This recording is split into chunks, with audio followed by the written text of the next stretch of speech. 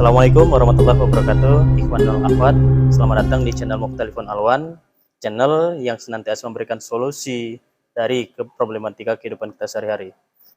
Pada malam hari ini kita hadirkan kembali sosok yang sudah tidak asing lagi di telinga kita. Kalau ikhwan dan akhwat sering menonton di channel Mukhtalifun Alwan, pasti kenal dengan beliau. Langsung saja kita sapa Pak Semangat. Assalamualaikum Pak Semangat. Waalaikumsalam warahmatullahi wabarakatuh. Apa kabarnya nih? Alhamdulillah baik. Wow, luar biasa. Ini Pak Semangat ini bisa menjadi inspirasi nih kayaknya nih. Ih, Bagi kalangan muda. Iya, betul. Amin. Karena Pak Semangat ini termasuk apa ya? Dengan usia yang segini gitu kan Pak Semangat ya. Tetap termotivasi untuk menyampaikan dakwah gitu. Tetap semangat gitu.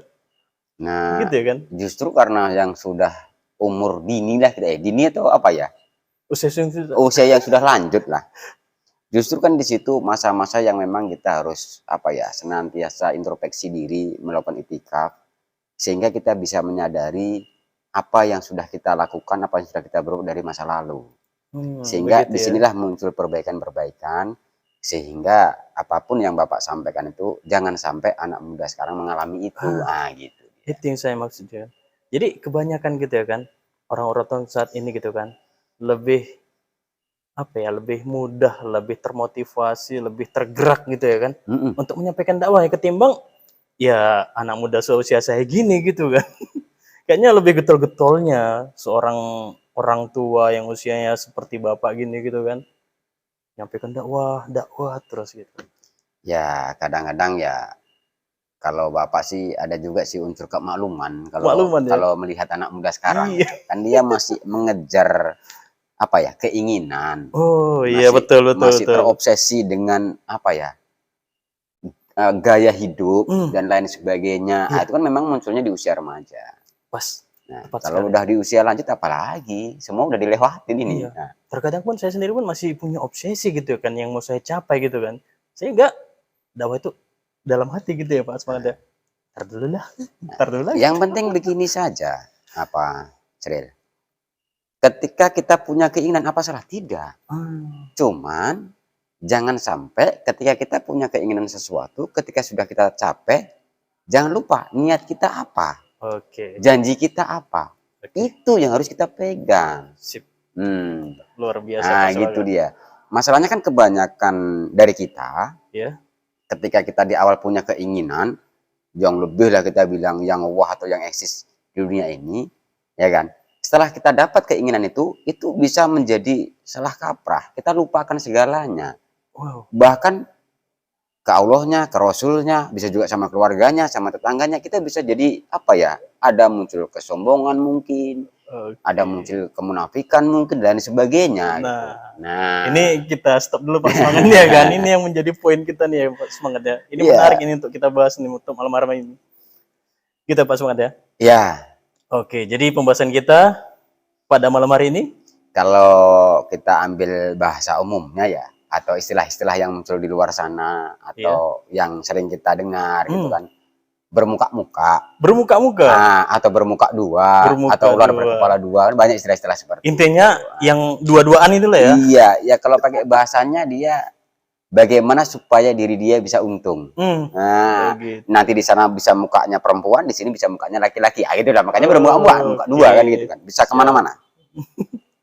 Kalau tentang bahasanya yang sering kita bahas tentang penyakit hati atau penyakit kolbu, untuk malam hari ini Bapak akan coba bawa itu di surat At-Taubah ayat 77. Nah, Bapak silahkan buka. Oke, saya langsung buka ya Pak Semangat ya. At-Taubah surah 77. Iya. At-Taubah surat yang ke-9 ayat yang ke-77. Oke, Pak Semangat. Mau saya yang baca atau Pak Semangat? Silakan Bapak dulu lah. Nah, ini manggilnya Bapak atau saya biasa saja, Pak. Oh, biasa saja. Asril, Pak. Iwan Asril ya? Iya, siap. Ya, silakan Iwan Asril, coba dibaca. Lagian kan kalau baca gini kan mata anak muda lebih terang dia. Gitu ya. Makanya Bapak pun sekarang udah pakai kacamata ini ya. Ini nggak terkait sama mata dua nih ya, Pak Semangat ya? Bukan. Bukan Jadi memang kalau dibuka kacamata begini dia, ini udah nggak begitu nampak lagi. Oh gitu. Cuman kalau pakai gini ya, alhamdulillah masih bisa terang. Nah, termasuk itu tadi ya Pak Semangat ya, dengan keterbatasan sekalipun Iya. masih tetap semangat untuk dakwah ya Pak Semangat ya. Ya memang harus itu. Oke, kita langsung aja ke ayat ya Oke, Pak Semangat ya. silakan. Kita kembali ke ayat. Ikhwan dan akhwat, langsung saja. A'udzubillahi minasyaitonirrajim. Bismillahirrahmanirrahim. Fa'aqabahum nifaqan fi qulubihim. Di sini kan diawali dengan kata fa. Ya. Fa itu kan proses. Betul. Berarti kan ada kaitannya atau ada sebelumnya sehingga kita menjalani sampai ke ayat ini. Ya. Oke. Nah di sini kan menjelaskan bahwasanya akibat dari sebelum itu, dari ayat sebelumnya, ya. Bisa nanti kita cek dari ayat 73 sampai kemari. Nah gitu dia. Di akibat dari sebelum itu, kira-kiranya apa? Di dalam kolbu kita tuh ada kemunafikan. Iya betul. Ini kan? Ada lafaznya. Kok langsung seperti itu? Ya kalau mau nengok stressing ceritanya, nanti kita kembali ke ayat atasnya. Nah, coba lanjut aja dulu ayat ini. Ya. Ila yaumi yalqawnahu bima akhlafullah. Jadi kenapa bisa sampai sini? Sampai suatu kondisi, sampai suatu hari yang keinginan mereka itu disebabkan apa saja ketika ya kan belum terpenuhi, belum tercapai, ya dia akan terus kemunafikan itu akan terus tertanam. Akan terus dia tidak akan peduli itu munafik apa tidak. Artinya dia tetap mengejar obsesi itu. Tetap mengejar obsesi itu. Demi mencapai tujuannya. Makanya kan ilah yomi. Sampai suatu kondisi aku bisa mencapai apa yang kuinginkan. Walaupun di situ kan, terus lanjut ayatnya tadi kan bahasanya bima akhlafullah. Iya. Ya kan? Walaupun disebabkan dia harus mengingkari sumpah dan janjinya kepada Allah. Ngeri kan? Wow. Nah, di mana kita ambil kata sumpah, di mana kita ambil kata janji, itu di ayat sebelumnya. Nanti kita cek supaya lebih gamblang, supaya lebih jelas. Ini kan intinya kita kepada porsi ayat ini dulu. Gitu ya. Jadi akan terus dia, walaupun dia mengingkari tentang Allahnya. Coba lanjut. Ma wa'aduhu wa bima kanu yakzibun. Nah, dengan apa saja yang telah mereka janjikan, yang telah mereka janjikan kepada Allah tadi, dia nggak terus akan berbuat janji, terus akan berbuat sumpah, mengatasnamakan Allah dan lain sebagainya. Yang penting obsesi dalam dirinya, keinginan dalam dirinya itu tercapai. Nah, gitu kan. Walaupun sebetulnya dengan ahid dia tadi, dengan janji dia kepada Allah tadi, kan nanti bilang, wa bima kanu yakzibun. Dikarenakan memang mereka itu selalu kazib, selalu berdusta. Jadi ketika orang yang sudah tidak peduli dengan apa yang dia ucapkan, apalagi itu berbentuk sumpah ataupun berbentuk janji, ketika dia ada unsur pengkaziban, pendustaan, itulah yang dalam hatinya, dalam kolbunya ada penyakit kemunafikan. Munafik. Nah, gitu dia. Kan satu di antara ciri-ciri munafik lah yang tersebar di mana-mana kan ada 3 tuh ya? Iya betul, ada 3. Nah, coba apa tuh kalau ingat? Ketika dia berbicara, dia dusta. Dia dusta. Begitu, kan? Kemudian ketika dia berjanji, dia ingkari. Dia ingkari. Ketika dia dikasih amanah, dia khianat. Dia khianat. Nah, itu aja kan cukup untuk mengindikasi apakah dalam diri kita ini ada kemunafikan. Iya kan? Iya. Ketika kita ngomong sering dusta apa tidak? Kebanyakan. Nah, itu bisa juga kadang-kadang nggak usah sama kita main keluar ya. Di dalam RT kita sendiri aja kadang-kadang kita ngomong sama pasangan kita, sama anak-anak kita, kadang-kadang juga masih ada unsur kedustaan. Jangankan ke situ, terkadang pada diri kita sendiri pun terkajibi gitu. Iya. Sama diri sendiri kan? Iya. Terkadang gini kan, aku stop lah, mau berhenti lah gitu kan. Tapi ternyata tetap gitu. Iya, tetap bisa seperti itu kan? Iya, terkadang ada hal-hal yang seperti itu gitu kan. Ini fenomena pribadi aja gitu ya kan? Ya itu kan ada. Ini kan kita nyontohkan kan gampang sih. Kenapa kita tarik ke kita saja, ke RT kita saja.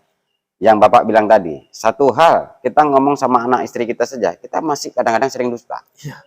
Contoh kecil, ini contoh kecil ya. Iya. Anak minta duit jajan, Pak atau Ibu, mintalah bagilah uangnya jajan katanya. Kita akan langsung gampang ngomong nggak ada. Nggak ada. Pernahkah ngecek memang betul-betul nggak ada? Kalau itu memang. Loh, itu kan itulah halusnya. Tanpa kita sadari, kazib itu terus saja kita lakukan. Gitu loh maksudnya. Kenapa tidak dijelaskan? Nah, untuk apa sih minta uang? Kan kondisi kita lagi seperti ini. Ya nggak usah banyak kali lah jajan. Kan bisa dijelaskan dulu. Kenapa langsung Mang Bonus bilang nggak ada uang? Nah nanti masalahnya, ketika anak kita buka bantal tiba-tiba ada uang, diambil. Kok kita kok kehilangan? Oke. Ya kan? Siapa yang ambil uang di bawah bantal katanya? Loh, sang anak ya santai-santai aja lah. Untung anaknya nggak pandai jawab. Kalau pandai jawab, tapi kata mama, kata bapak tadi nggak punya uang, ya aku dapatlah di bawah bantal. Cuman kita marah kita kan. Ini pengalaman pribadi, mana tahu ada Ikhwan dan Ahwat ya, mana tahu ya. itu kan contoh kecil gitu. Tapi ini kita nggak mengangkat siapa oknumnya ya. Ya merasa lah. Intinya kita lah. Nah, kita kan ya jujurnya kan kita pernah loh seperti itu. Pernah. Nah, pada dasarnya iya pernah gitu kan. Hanya saja terkadang kita kan di situ ya ada unsur strategi lah begitu. Itu kan tentang dusta. Kalau tentang amanah, sering loh kita dapat amanah dari pasangan kita. Pak, pulang kerja, nanti belikan ini ya. Itu kan amanah sebetulnya. Iya, betul. Kita bilang iya. Pulang aja, nggak bawa apa-apa. Ketika ditanya, lupa. Lu kok gampang kali bilang lupa? Ini memang ada kesengajaan atau emang itulah yang perlu kita cek. Kalau janji yang kita ingkari banyak juga lah. Iya, banyak. Nah, itu kan contoh di diri kita tentang kata ini. Ini satu ini Pak Semangat. Ini tadi kan di lafaz ma wa'aduhu. Begitu ya? Janji tadi ya? Janji. Akhir. Ya? Ini janjinya ke Allah loh. Oke. Secara psikologis gitu ya kan? Pak Semangat ya? Kebanyakan orang kan ketika kita berjanji kepada Allah, pasti ada yang diaspirasikan, ada yang didoakan, ada yang diminta gitu dari Allah kan gitu kan? Ketika kita minta, aku berjanji ya Allah, pasti gitu gitu. Nah, kalau gitu kita cek aja di ayatnya, di 75-nya. Di surat ini juga. Oke. Di ayat 75. Terlalu kecepatan saya nanya ya. Nggak apa-apa juga kan biar jelas. Pertanyaannya itu bukan kecepatan atau bukan salah atau benarnya. Tapi kita kan kembali kepada dalilnya. Iya, kita kembali kepada hudannya. Nah, hudannya itu ada di 75. Di ayat sebelumnya berarti ya. Kan di surat ini juga kan tinggal geser gitu. Apalagi kan udah terletak di situ kan. Coba dulu baca dulu lah. Dari ayat berapa? 75. Pas banget. Ayat 75. Oh enggak, 73. 75 aja. 75 dulu ya. Oke. 75. Bismillahirrahmanirrahim. Wa minhum man ahadallaha la in atana min fadlih. Terus aja, lanjut aja.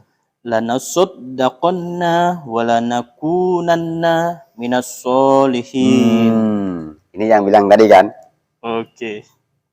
Jadi ada dari kita yang mereka itu berjanji kepada Allah, kan gitu tadi kan. Berjanji kepada Allah bahwasanya ketika Allah memberi dari kelebihan fadhil. Kelebihan ini kan bisa apa saja. Iya. Fadli. Ya kan? Betul. Pokoknya dia dikasih lebih lah. Ada sesuatu gitu kan yang diberikan dari Allah gitu ya, Pak. Iya. Ya? Oke. Mereka ngomong, pasti kami akan bersedekah. Oke. Mulai nyambung saya nih. Iya. Oke. Dan kami, ya kan? Dan sungguh kami akan menjadi bagian daripada orang-orang yang soleh. Wah, ini sering begini, Pak Semangat. Ini kan masih aspirasi. Ini kan masih janji. Nah, masalahnya kita sudah berjanji loh kepada Allah, ketika Allah itu mengasihkan kita fadhil yang berlebih, kita akan bersedekah karena kita menganggap diri kita bagian daripada orang-orang yang soleh. Tapi betulkah kenyataannya? Coba cek ayat selanjutnya. Ayat 76 ya, Pak. Iya, 76-nya. Falamma atahum min fadlihi bakhilu bihi wa tawallaw wa hum mu'ridun. Nah, di sini maka ketika kita tadi yang di ayat 75-nya tadi, ketika Allah sudah memberikan dari fadhil yang dia minta tadi, ya kan? Iya.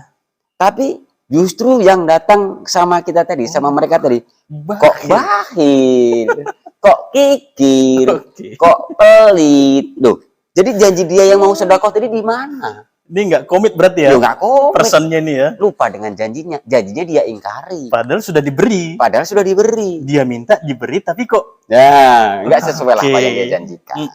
Janjikan kepada Allah tadi kan, ketika Allah mengasih sama aku Fadoil, aku pasti akan bersedekah.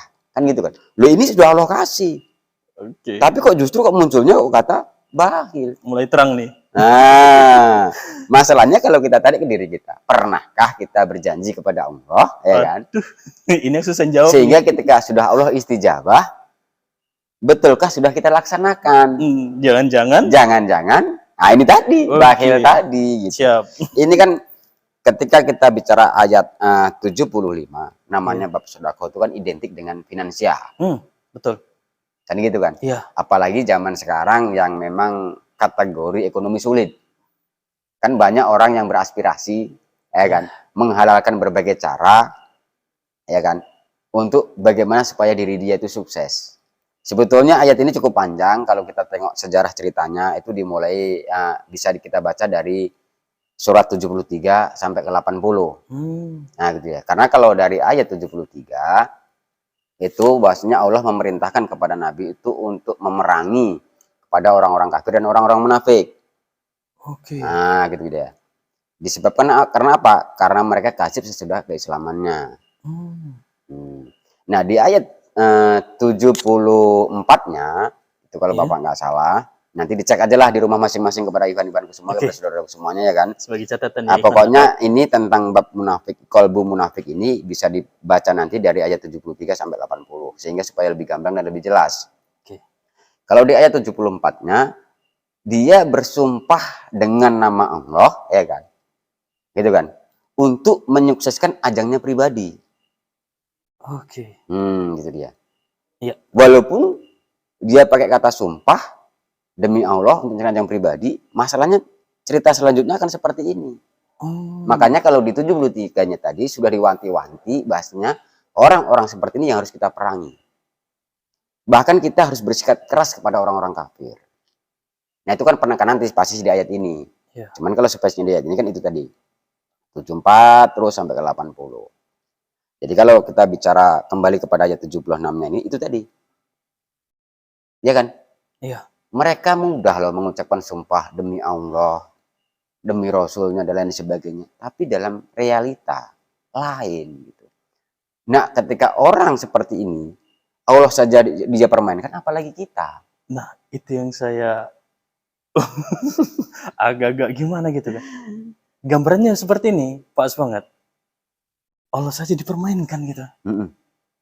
Apalagi kita gitu. Artinya gini, nggak terpandang lagi Allahnya itu gitu.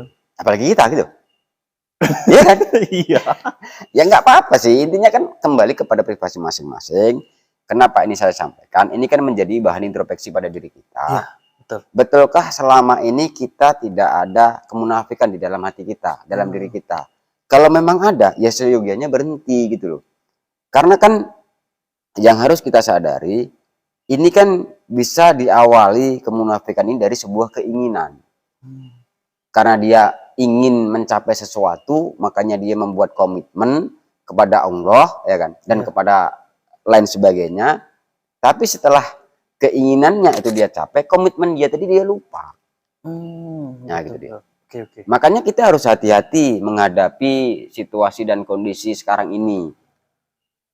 Ini akan rentan, akan selalu ada, ya bahasanya unsur-unsur untuk menyukseskan ajang pribadi. Ya kalau mau jujur, 2024 itu kan pesta demokrasi. Iya. Banyak orang berperan, berlomba-lomba untuk mentargetkan keinginannya supaya tercapai. Untuk duduk di kursi pemerintahan begitu. Di kursi panas lah.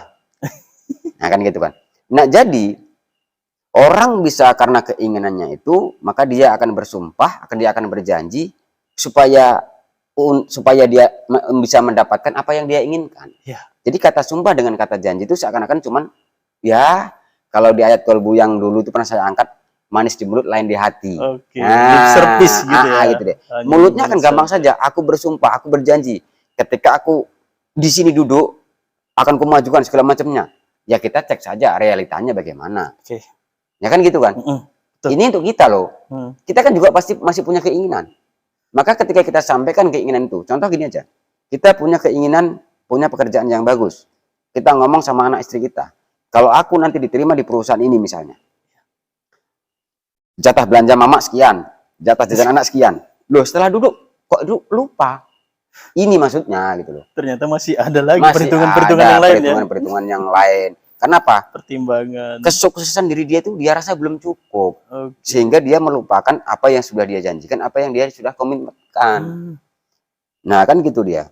Jadi ketika bicara tentang qalbu munafik, apalagi Saudara Asril tadi sudah baca lah secara umum indikasi ataupun ciri-ciri orang munafik, itu kan masih secara umum ya. Hadis yang tersebar bisa semua orang baca gitu kan. Padahal kalau spesifikasi ciri-ciri munafik di Quran itu banyak. Nanti cek aja sendiri, tandil sendiri di kata nafako yang memang agak perlu kerja ekstra lah. Karena ini kan satu akar kata dengan kata infak. Oke. Nah, bedanya tipis ini permainannya. Inilah yang kita harus hati-hati. Betul. Makanya tadi kan sangat jelas bahwasanya ayat ini menjelaskan kalau dari ayat 75 orang akan berkomitmen kepada Allah untuk menyelesaikan ajangnya. Ketika dia dikasih fadil yang berlebih, pasti dia akan bersedekah. Dan ngomong dia adalah orang soleh. Tapi kenyataannya ketika dia dapat, kikir. Kan gitu kan. Bakhil kan gitu kan. Nah, makanya disebutkan di ayat 77-nya, jadi orang-orang yang tipenya seperti ini, orang-orang yang dia buat komitmen setelah dikasih tapi lupa dengan komitmennya, maka Allah sebut dia. Oh, akibat dari semuanya itu di dalam hatinya rupanya sudah tertanam kemunafikan. Maka dia akan menghalalkan berbagai macam cara untuk menyelesaikan ajangnya pribadi. Nah, gitu dia. Jadi, ya sumpah janji ya udah biasa. Inilah yang kita sebut di luar sana orang bermuka-muka, orang muka dua atau ular berkepala dua. Intinya dia di sana dapat, di sini dapat. Kalau pakai bahasa enaknya di kita, orang yang cari posisi aman.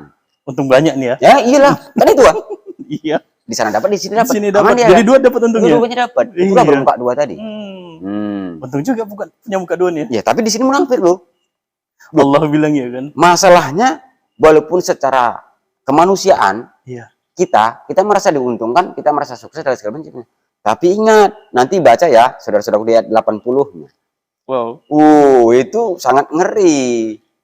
Nanti dibaca sendiri aja di ayat 80-nya, bahwasanya kalaupun kita memintakan ampun ataupun tidak, ya kan? Betul. Minta ampun sama dia 70 kali pun 70 kali. Allah sudah tidak akan mengampuni lagi. Iya. Ngeri kan? Artinya nggak ada lagi ampunan. Nggak ada lagi gitu ampun. Ya? Jadi konsekuensi dari kemunafikan dalam diri kita ini nggak ada ampun. Karena yang dipermainkan nggak cuma Allah dan Rasul ya, tapi semua begitu ya. Semua. Ya kalau dia sudah berani saja mempermainkan ahid dia, sumpah dia dengan Allah, dengan Rasulnya, apalagi dengan kita. Iya. Ya kan? Apalagi dengan kita, ya pastilah. Ya kita cuma dianggap sebuah permainan yang memang bisa disetel dia, dimanfaatkan mereka. Disetting oleh mereka ya. Jadi kitalah yang harus introspeksi diri, kita jaga, betulkah di dalam diri kita tidak ada kemunafikan. Nah, ketika ada kemunafikan, yuk secepatnya kita irji ilallah. Nah, gitu dia. Jadi jangan berlama-lama. Karena kalau di ayat ke-80-nya itu kan sudah ahlul kita, sudah generasi kita. Jadi kalaupun keluarga kita, generasi kita mendoakan kita pun, ya kan, memohon ampun pun tentang kemunafikan kita sampai 70 kali lipat pun Allah sudah tidak akan mengampuni. Bukan gitu kan? Iya, betul. Kalau cerita kisahnya kan begitu tuh, itu kan sudah generasi itu kan. Jadi pun banyak kan orang yang kirim doa untuk bapaknya, untuk saudaranya dan sebagainya, tanpa mengetahui kesalahan yang dia mohonkan ampun. Artinya doa itu tertolak semuanya. Ya kita tidak bicara, itu kan hak prerogatifnya Allah. Kita tidak bicara tertolak apa tidak. Cuman ketika bicara babnya kemunafikan, di ayat ini sangat jelas, di ayat 80 sangat jelas bahwasanya 70 kali lipat pun kita memohonkan ampun, Allah sudah tidak akan mengampuni. Artinya kan 70 kali ini kan hanya sebatas permisalan gitu kan. Iya. Nah kalau seandainya ada yang doa sebanyaknya lebih dari 70 kali pun tetap juga nggak terampuni gitu kan. Itulah makanya saya bilang, saya kalau masalah dikabulkan apa tidak itu kan memang prerogatifnya Allah. Betul. Jadi kita Kembali ke Allah. hanya kembali kepada porsi ayat. Kalau berdasarkan ayat 80 itu tadi kan. Ya. 70 kali lipat pun kita memintakan ghafur kepada Allah, Allah sudah tidak akan mengghafur lagi tentang kemunafikannya tadi. Karena apa? Karena sudah nama Allah, sudah nama Rasul yang diangkat-angkat dia, yang dipermainkan dia. Jual nama dia. Makanya kalau di ayat 70 itu kan ada perintah untuk memerangi orang-orang seperti ini, gitu dia. Nah, itu yang mau menjadi pertanyaan saya, Pak Semangat. Terkait dengan perang terhadap kemunafikan, begitu ya, Pak Semangat ya. Nah, apakah yang diperangi ini memang sosoknya atau karakternya yang mau diperangi? Bisa dua-duanya. Bisa keduanya. Artinya ketika yang mau diperangi karakternya, kita kan harus memberikan semacam tarbiyah gitu kan. Mana tahu si oknum ini minim tentang keilmuan ini, begitu kan? Ya, bisa. Makanya saya bilang tadi itu bisa kedua-duanya. Bisa kedua-duanya. Ya kalau kategorinya kita contohkan begini sajalah. Ketika kita melihat dalam diri anak kita ada unsur kemunafikan, ya pasti kan kita nasihati. Ya betul. Nah, nggak mungkin langsung kita perangi fisiknya, kita bam bum anaknya nih kena KDRT nanti kan. Terasa dalam rumah tangga kan gitu kan. Ya pasti pakai tarbiyah. Nah tapi nanti ada bab-bab tertentu yang memang kita diperintahkan untuk memerangi, bahkan untuk membunuh pun. Nah, oknumnya. Gitu dia, oknumnya. Makanya tadi kan sangat jelas kalau di ayat 73-nya kita disuruh memerangi dan kita harus bersikap keras terhadap orang-orang kafir dan munafik. Itu intinya apa? Itu juga bisa dua-duanya, nah, gitu loh. Satu untuk memerangi, satu untuk bersikap keras. Ini kan berarti kan sudah fisik. Sama halnya ketika kita ya kan memerangi kebodohan gitu kan. Artinya kan bukan orang yang kita perangi, tapi kita lebih kepada memberikan sebuah solusi lah, keilmuan dan sebagainya kan. Memberikan keilmuan. Apalah sebagainya. Ya tengok nanti aja di kisnya atau di peristiwanya yang akan kita hadapi, yang akan kita lihat kemunafikannya bagaimana, sehingga apakah masih bisa dengan cara tarbiyah kita nasihati atau memang harus dengan fisik. Artinya ada dua solusi nanti yang diberikan. Tapi kan yang terpenting kan yang pasti tarbiyah dulu lah, keilmuan dulu lah, nasihat dulu, itu yang harus utama. Bahkan kalau kita bicara tentang fisik itu kan sudah pihak yang berwenang lah. Jadi jangan sampai kita. Ah gitu dia. Terakhir Pak Semangat. Oke silakan. Kalaulah seandainya tadi kata Pak Semangat ya kan, obsesi ataupun keinginan itu berpeluang kita untuk berbuat kemunafikan. Nah, kira-kira ini kan semua orang ini punya obsesi sih, punya keinginan, gitu kan. Artinya kalau seandainya itu berpeluang menjadi sosok yang munafik, ini kan jadi orang was-was nih dengan keinginan dia, gitu kan.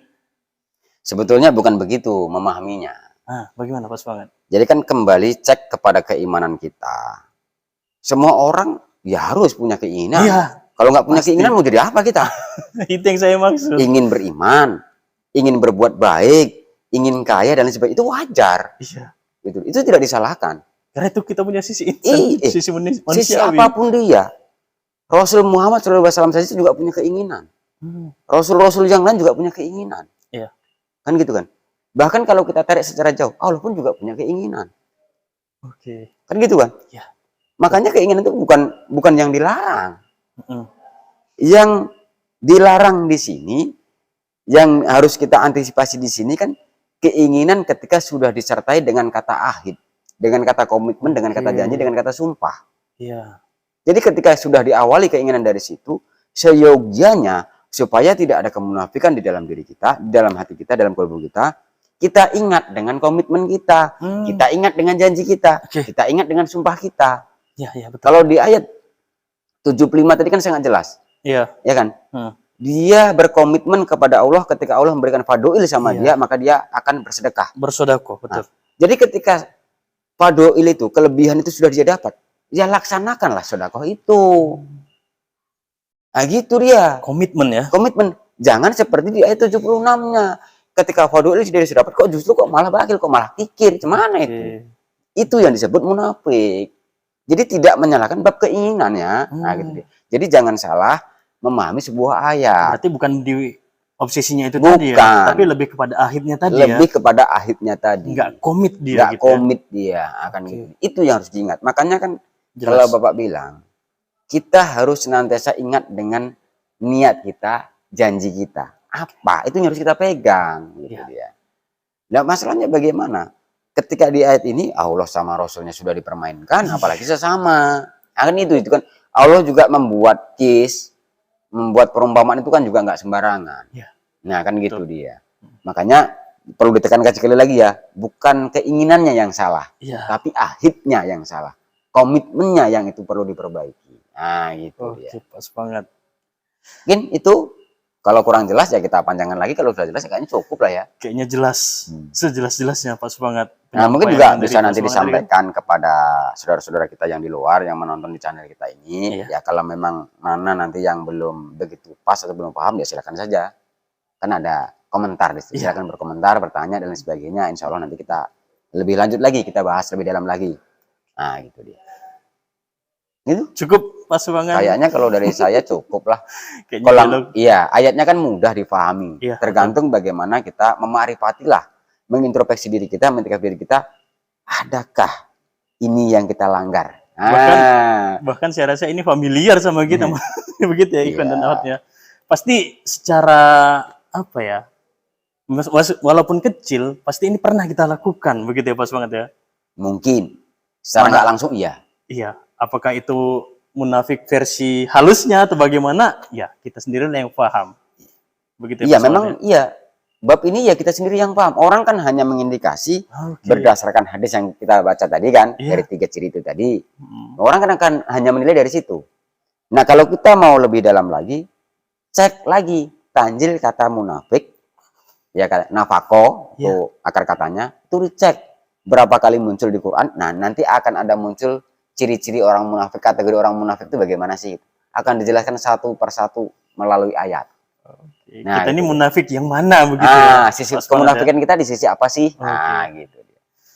Oke, Ikhwan dan Akhwat, saya rasa jelas sudah dialog-dialog kita dengan Pak Sepangat terkait dengan kemunafikan, dan ini menjadi sebuah pelajaran bagi kita semuanya supaya berwanti-wanti terhadap apa yang kita ahidkan. Meskipun kita punya obsesi, tetap kita jaga ahid kita, tetap komitmen. Begitu ya Pak Semangat ya?